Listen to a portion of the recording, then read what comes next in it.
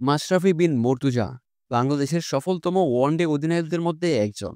তার অধীনেই ওয়ানডে ফরম্যাটে অভিষেকটা হয়েছিল মেহেদী হাসান মিরাজের। কালের বিবর্তনে সেই মিরাজই এখন বাংলাদেশের ওয়ানডে অধিনায়ক। তিনি নেতৃত্ব পেয়েই জানালেন, মাশরাফি সহ অতীতে যেসব অধিনায়কের সান্নিধ্য পেয়েছেন তাদের দেখানো পথে হেঁটেই সাফল্য পেতে চান। তিনি আজ সংবাদ সম্মেলনে বলেন, বাংলাদেশ দলে আমার যখন অভিষেক হয় তখন মাশরাফি ভাইয়ের অধীনে খেলেছি। এরপর অনেক অধিনায়ককে পেয়েছি। তো এটা আমার জন্য ভালো লাগার বিষয় যে তাদের কাছ থেকে অনেক কিছু শিখতে পেরেছি। এটা এখন আমি আমার অধিনায়কত্বে কাজে লাগাতে পারবো।